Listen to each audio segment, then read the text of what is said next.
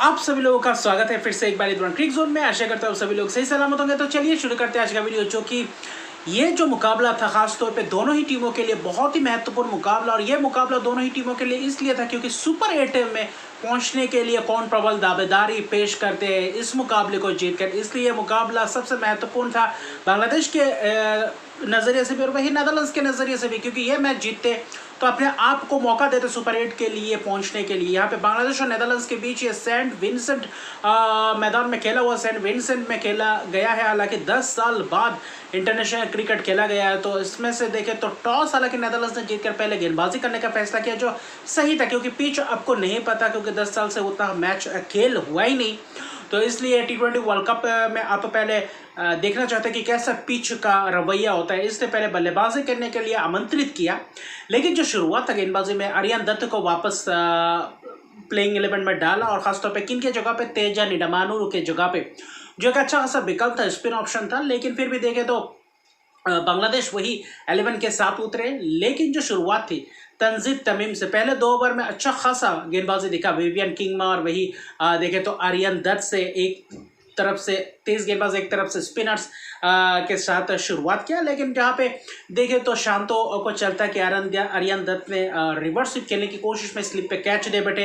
फिर लिटन दास, वही तंजीद तमीम ने जो तीसरे ओवर से विवियन किंगमा के गेंदबाजी में आक्रामक रवैया अपनाते, वहाँ पे पूरी तरीके से अच्छा खासा शुरुआत दिलवा दिया था और तीसरे ओवर में थोड़ा बहुत आक्रामक रवैया अपना रहे थे। और वहीं पे विवियन किंगमा के उस ओवर में करीबन 18-19 रन की वो ओवर था, जिसमें से पूरी तरीके से प्रहार करने की कोशिश थी, छक्के भी लगाए थे।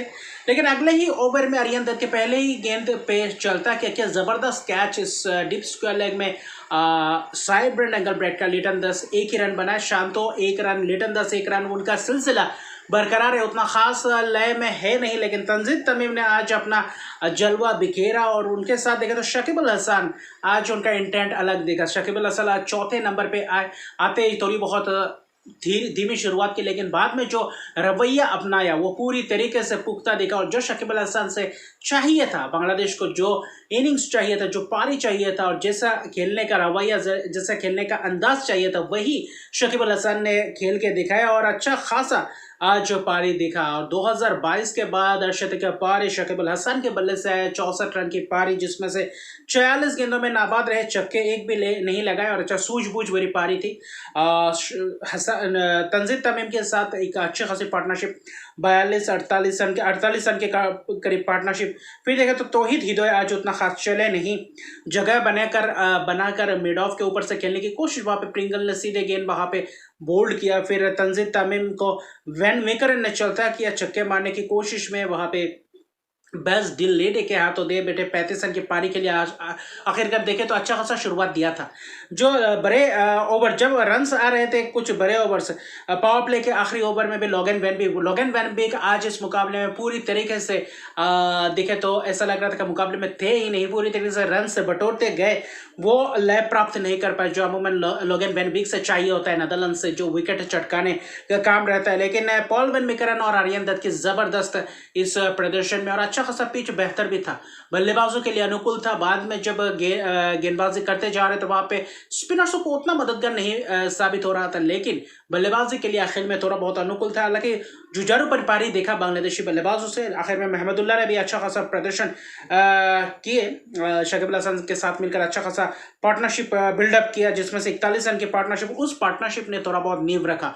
और खास तौर पे पावर प्ले के आखिरी 2 ओवर में जो 26 रन आए, जहां पे प्रहार किया, वही पूरी तरीके से मोमेंटम को लेकर गए। लोगन वैन बीक के ओवर में 14 रन और आखिरी 20वें ओवर में 12 रन, और वही जो वेस्ट इंडीज और न्यूजीलैंड के बीच मुकाबला हुआ था, जैसे कि आखिरी 2 ओवर में 38 रन आए थे, 37 रन आए थे, उसी ने मोमेंटम लेकर गए थे वेस्ट इंडीज को, वैसा ही कुछ बांग्लादेश का मोमेंटम वहां पे लेकर गए और आखिर में जाकर 159 रन बना पाए, जिसमें से 5 विकेट गए, 64 रन की जबरदस्त पारी शकीब अल हसन से। अर्शद पारी 2022 के बाद T20I अंतर्राष्ट्रीय T20I में जो अच्छा खासा रहा। महमूदुल्लाह ने भी 25 रन की पारी के लिए 1 ओवर में जकीरल ने 14 रन भी लगाए, तो अच्छा खासा प्रदर्शन दिखा बल्लेबाजी में। लेकिन गेंदबाजी में 2 wicket Aryan Dutt, 2 wicket Paul van Meekeren, 4 over में 15 रन मिकरन ने दे, 4 ओवर में 17 रन आर्यन दत्त। जहाँ किफायती, बहुत ही जबरदस्त किफायती स्पेल। अगर आर्यन दत्त जब बीच में पावर प्ले में 2 ओवर्स किए थे, उसके बाद ओवर्स करवाना चाहिए था, अगर वहां पे विकेट्स चटका पाते।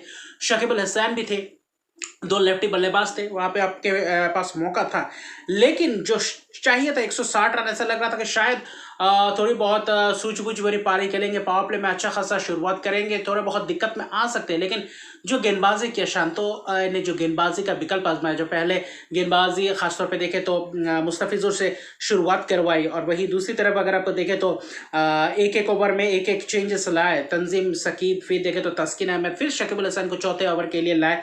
वहाँ पे पावर प्ले में पूरी तरह से जकड़ कर रखा था। माइकल लेविट ने कुछ छक्के भी जड़े थे, लेकिन देखे तो माइकल लेविट को चलता किया था पावर प्ले के अंदर ही, वो अच्छा इंटेंट दिखा रहे थे। 18 रन की पारी, उसके बाद मैक्सो डाउड ने भी जो इंटेंट दिखाना शुरू किया था, लेकिन तंजीम सकीब ने थोड़ा बहुत स्लोअर गेंद डाला था वहाँ पे, कॉट एंड बॉल चांस। और लेकिन जब विक्रमजीत सिंह और साइब्रेंट एंगलब्रेक्ट आए, वहाँ पे 6 में 36 रन थे, जिसमें से 2 विकेट चले गए थे। ऐसा लग रहा था कि दबाव में पूरी तरीके से रहेंगे, लेकिन इस बीच में 7वें ओवर से लेकर 10वें ओवर तक अच्छा खासा मोमेंटम बरकरार रखा, और खासतौर पे देखा तो रन्स बटोरना शुरू किया नेदरलैंड्स के बल्लेबाजों ने, जिसमें से दाद देना पड़ेगा विक्रमजीत सिंह का, जिसमें से स्पिनर्सों के खिलाफ छक्के की बौछार करी। शकीब अल हसन के एक ओवर में 2 लगातार छक्के, फिर देखे तो रिशाद हुसैन के ओवर में भी प्रहार किया, और वहां से थोड़ा बहुत ऐसा लग रहा था कि शायद मोमेंटम बरकरार रख पाएंगे। लेकिन विक्रमजीत सिंह को महमूदुल्लाह को लाए, महमूदुल्लाह ने स्टंपिंग करवाया, जहाँ पे थोड़ा बहुत गेंद खींचा तो स्पिन करवाया तो स्लो डाला था। विक्रमजीत सिंह देखे तो स्टेप भर के छक्का मारने की कोशिश में अपना विकेट गवा बैठे। अगर वहां पे थोड़ा बहुत सूझबूझ भरी पारी दिखाते, थोड़ा बहुत अगर एक्सपीरियंस दिखाते विक्रमजीत सिंह, तो अच्छा खासा मुकाबले को लेकर जाते। 3 छक्के जड़े, 16 गेंदों में 26 रन की जबरदस्त पारी। लेकिन साइब्रेंट एंगलब्रेक्ट और एडवर्ड्स के बीच जो पार्टनरशिप थी, वो बहुत ही महत्वपूर्ण पार्टनरशिप। 14वें ओवर तक अच्छा खासा मुकाबला चल रहा था, ऐसा लग रहा था कि मैच उनके गिरफ्त में है। नेदरलैंड्स के खिलाफ 60-40 के करीब ऐसे देखे तो प्रदर्शन था, ऐसा लग रहा है कि चांसेस उनके पास है। लेकिन जब रिशाद हुसैन का वो जो 14वें ओवर 15वें ओवर था, वहां पे जो 2 विकेट चटकाए साइब्रेंट एंगलब्रेक्ट और एडवर्ड्स का, बेस्ट लीड का, वहां पे जो लेग स्पिन दिखा रिशाद हुसैन का, उसी ओवर पूरी तरीके से टर्निंग पॉइंट बना। और आखिर में जो 2 विकेट गए थे, 111 पे था जब चौथा विकेट गिरा था। अच्छा खासा पार्टनरशिप दिखे थे एडवर्ड्स और खासतौर पे देखे तो साइब्रेंट के बीच, जहाँ पे करीबन आप देखें तो 40-42 रन की पार्टनरशिप, विक्रमजीत के साथ भी 35-40 रन के करीब पार्टनरशिप, यानी 2 पार्टनरशिप ने पूरी तरीके से अपना नींव रख दिया था। बाद में चाहिए था फिनिशिंग रोल, जिसमें से आखिरी 5 ओवर में करीब वैसा ही कुछ चाहिए था, 45-46 रन के करीब। लेकिन वहां पे जो विकेट्स 2 ओवर में आए, वही पूरी तरीके से रोचक बना दिया मैच को। एडवर्ड्स आखिर में चलते बने, 25 रन बनाए। साइब्रेंट एंगलब्रेक्ट ने भी 33 रन की पारी के लिए जुझारूपन पारी, अच्छा खासा छक्के का प्रदर्शन भी दिखाया। लेकिन जो एक ओवर में बस्ट लीड और रिशाद हुसैन ने जो लेग स्पिन दिखाया, वो टर्न पूरी तरीके से गिरफ्त में कर दिया, और वही टर्निंग पॉइंट उस ओवर में 2 विकेट साइब्रेंट एंगलब्रेक्ट और बस्ट लीड का, और वहां पे पूरी तरीके से मोमेंटम को लेकर गए। फिर मुस्तफिजुर रहमान ने जबरदस्त स्पेल किया, कटर्स डाले, स्लोअर डिलीवरी वेरिएशंस, और ऐसे मैदान में पूरी तरीके से मुस्तफिजुर कारगर साबित हो सकते हैं इस T20 वर्ल्ड कप में।